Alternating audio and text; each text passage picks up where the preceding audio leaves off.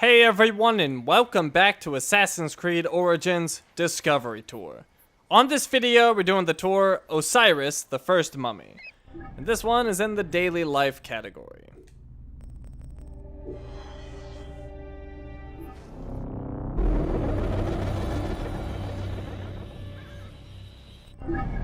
Alright, and here we are in Siwa.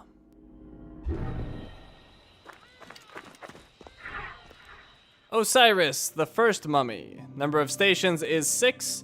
Understand the significance of the mummies for ancient Egyptians. And estimated time is 4 minutes.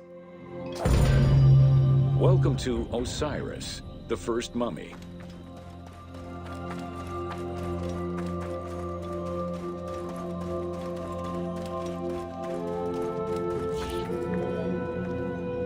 The oldest mummies recovered date from the Old Kingdom, though Egyptologists believe that mummification was in use much earlier than that.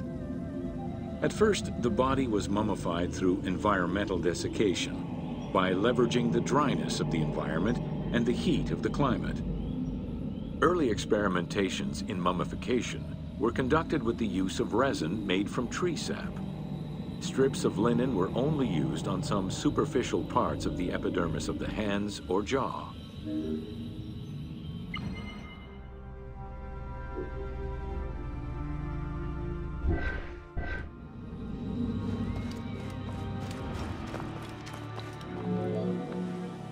Ideologically, the will to preserve the body is not explained in any way until 3600 BCE. This is when the Egyptian belief that the body housed the soul was finally documented for modern Egyptologists to eventually decipher. It was not until the arrival of the myth of Osiris in the Egyptian religion around the 5th dynasty that mummification was thoroughly conceptualized. The practice was thereafter grounded in both a mythological and ideological point of view.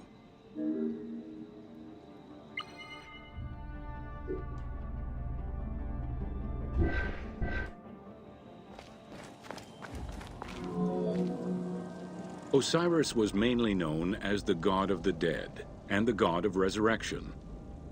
The most well-known Genesis myth concerning Osiris is that of his dismemberment.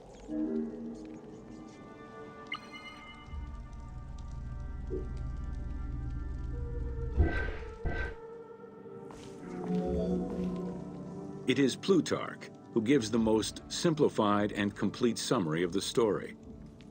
Within Egyptian mythology, Osiris represented the first king to rule Egypt. Jealous of his power, his brother Seth attempted to usurp his throne. After several unsuccessful attempts, Seth succeeded in killing his brother by dismembering him and scattering the pieces of his body all over Egypt. Isis, the great of magic, traveled all over Egypt in search of the pieces of her husband's body. After a long search, she recovered all the pieces save for his manhood, as it was eaten by a fish.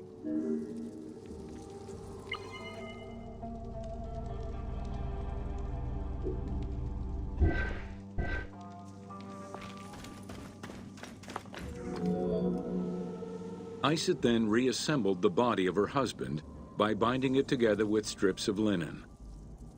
Aided by her sister Nephthys, another powerful magician, they gave Osiris the breath of life.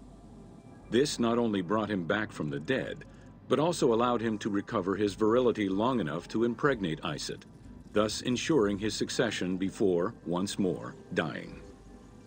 Thus Horus was born.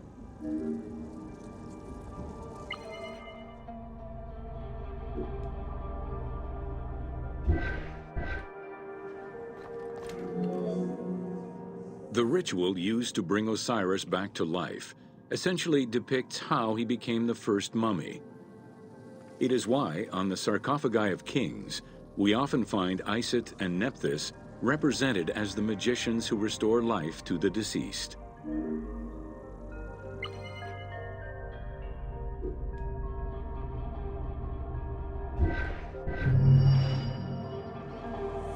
And that is the end of the tour.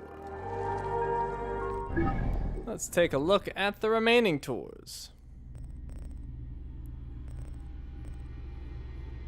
So it looks like we have 5 left in daily life and 1 left in Romans. And we are all done here. Thank you for watching, and I will see you next time.